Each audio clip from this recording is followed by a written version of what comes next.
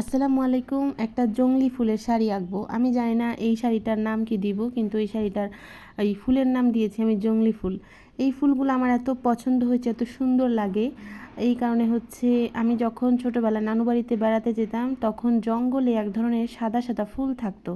সেই সাদা ফুলের শেপগুলো হচ্ছে এই ফুলের মতো, এরকম পাঁচটা পাঁচটা পাপড়ি থাকতো। তখন এই ফুলগুলো হচ্ছে মানে জঙ্গল তো একটু অন্ধকার থাকতো, ওই অন্ধকারের মধ্যে সাদা ফুলগুলো এত সুন্দর লাগতো, আমার চোখে এখনও ভাসে।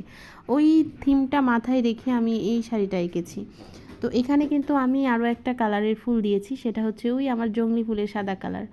আর এই শাড়িটাতে হচ্ছে আমি প্রথমে ওয়াশ করেছি।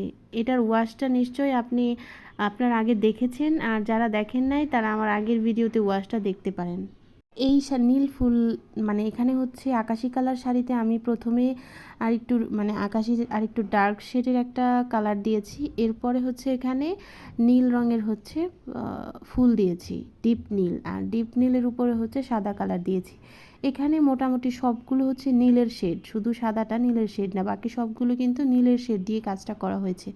আপনারা যখন সেম শেডের অনেকগুলো কাজ মানে অনেকগুলো একটা শাড়িতেই হচ্ছে সেম রঙের অনেকগুলো শেড দিবেন, তখন হচ্ছে এই রকম করে দিতে পারেন। যেমন এখানে লালের উপর গোলাপি, গোলাপির উপর সাদা, পার্পেলের উপর ল্যাভেন্ডার, এর উপরে হচ্ছে সাদা, সুন্দর লাগবে আমার কাছে মনে হয়।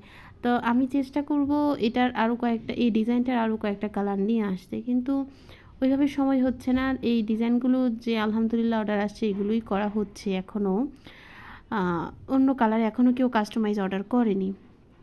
যাই হোক, এখন হচ্ছে আপনারা যারা এই শাড়িটা পেন্টিং করবেন তখন তাদের জন্য কিছু কথা বলি। এই শাড়িটা পেন্টিংয়ের ক্ষেত্রে প্রথমে ওয়াশটা যখন করবেন, ওয়াশটার ফিনিশিংটা অনেক সুন্দর লাগবে।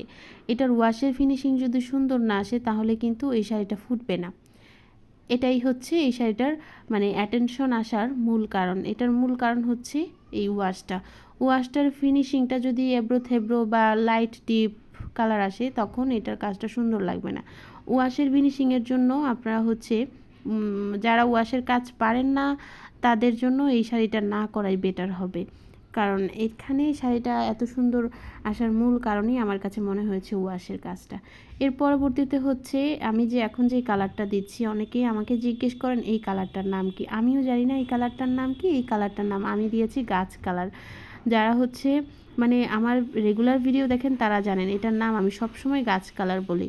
এই গাছ কালারটা আমি কীভাবে তৈরি করেছি, গাছ কালারটা তৈরি করেছি হচ্ছে কমলা আর আকাশি কালার, মানে কমলা আর কালো কালার দিয়ে। কথা বলতে বলতে পেন্টিংটা মোটামুটি শেষ। এটা কেমন হয়েছে জানাবেন, এটার ফাইনাল লুকটা এখন দেখাই। এই শাড়িটা কিন্তু আপনারা আমাদের পেজে অর্ডার করতে পারেন, আমাদের পেজে যে কোনো কালারে কাস্টমাইজও করতে পারেন। এটার সাথে ম্যাচিং পাঞ্জাবি হবে। সবাই ভালো থাকবেন। আসসালামু আলাইকুম।